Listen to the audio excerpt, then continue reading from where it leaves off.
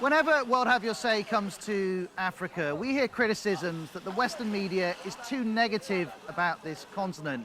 In fact, it happened when we were here in Sierra Leone 18 months ago. We broadcast a program about the civil war and about reconciliation, and some of our listeners felt we were helping to entrench a reputation for war, brutality and hunger.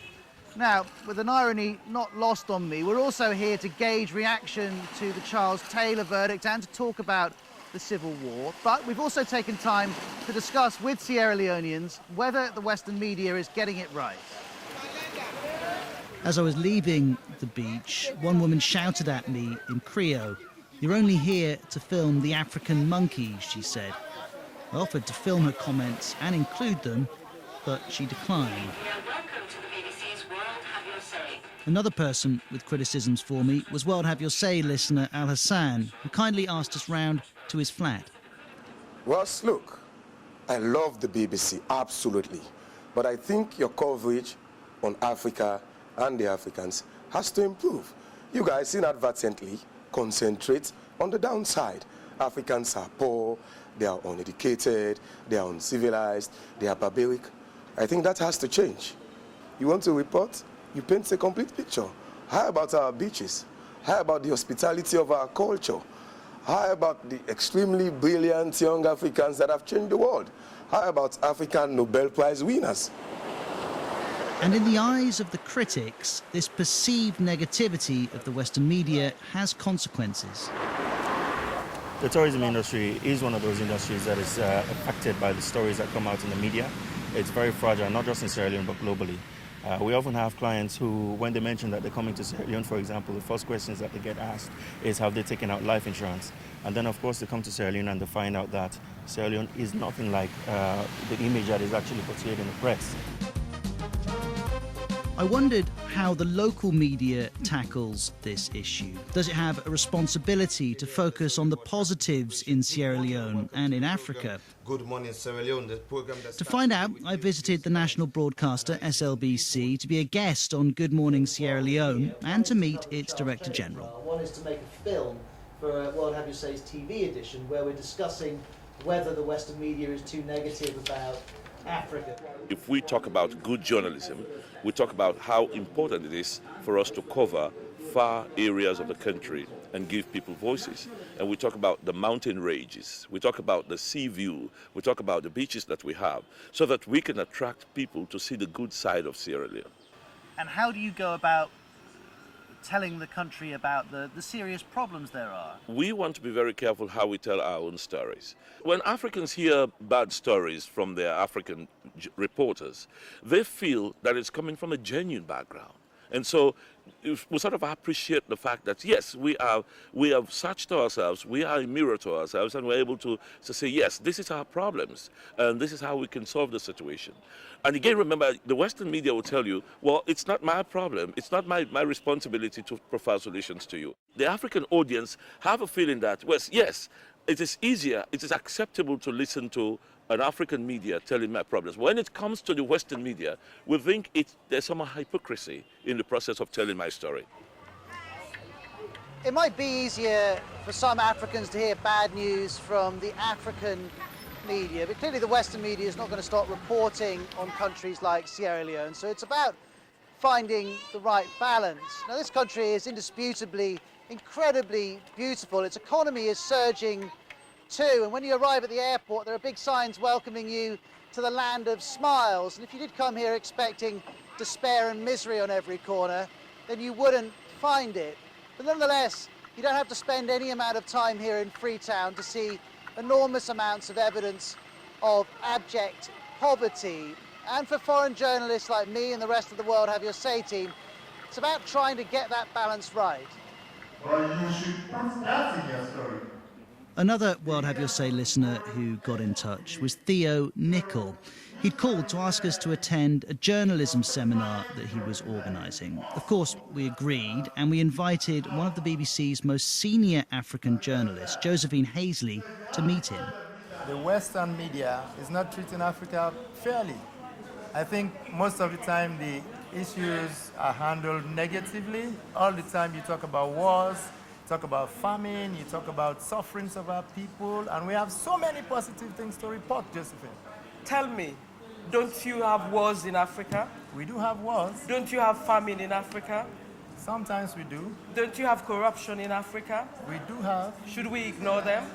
Well, we should not concentrate on them because we should be more positive. We have our music, we have our dance, we have our fashion, we have our beautiful women and beautiful roads and cities. So why don't you look at that? I grant you that we should make more efforts to reflect the whole of Africa better.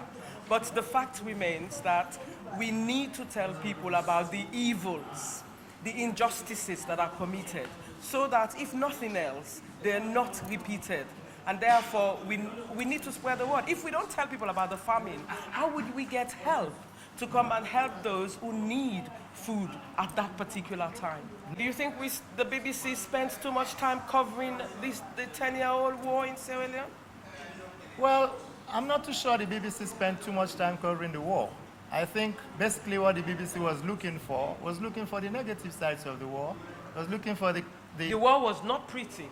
It was brutal. There were mutilations. There were sexual violence. Were all well reported. 50,000 people killed. Yes, we agree. But then we've moved on from that, haven't we? We've moved on from the war. Now we are doing development, infrastructural development. Let's spend more time on that than talking about the war itself. If you do not take stock of the past, you will not be able to deal with the present. And as for the future, you might as well forget it, because the past governs your present and projects to your future. I agree with you. Well. But at the same time, I still think we should spend more time looking at the positive things our country is doing. That may be Theo's aspiration, but the Charles Taylor verdict has again made the Civil War and its causes the story that the Western media wants to tell. And again, Sierra Leoneans have divided over whether this is fair or helpful. One of the people who still lives with the terrible consequences of the war is Jusu Jarka, and he took me to the place where he was attacked. It was on January 6, 1999, when the rebels invaded the city. January 20, the rebels went to my house and brought me this mango tree. People were standing in the queue and petiting them. And then I was brought, my hands were at my back. You want me to turn around? Yes. Okay. My hands were at my back like this when I was brought here, and then eventually my hands were placed here, and then they were chopped off. The first left hand, and then the secondly, the right hand first was chopped. And then he has to pick up the hands and put it into the bag. And he said they're going to show their commander because they would give him more promotion. So what do you say to people who argue it's time to stop talking about the war? I think we must continue to talk about it for people to be aware of what is happening or what has happened. We have learned a lesson that we will never forget, and we will never go back to where we are coming from. I think we need to desist from what has happened in our country to say no more. No more, this would happen here. There isn't anyone here who thinks that Jusu's experience isn't important. But there are some who believe, as one businessman told me earlier, that the war is the old story and that we, the media, need to find a new one. And for many, that new story is business itself. The economy is growing at over 30% a year. And if you are one of the men and women driving that economic growth, you might come here to one of Freetown's swankiest hotels for a drink, and looking at the view, it's really not hard to see why. Nobody needs to tell me how brutal it was, because I saw it up front, close, where people were shot right before me, family members, distant family members, and I saw my father's house being burnt down. Our house was almost burnt down, but the resilience that we have discovered, that we have in Sierra Leone, is the ability that we've been able to build back a situation where we've had 2 successful elections. Government's been changed in transition, and we must begin to tell the story. We have to start here in Sierra Leone telling them so that we don't tell these depressing stories. It doesn't help anyone.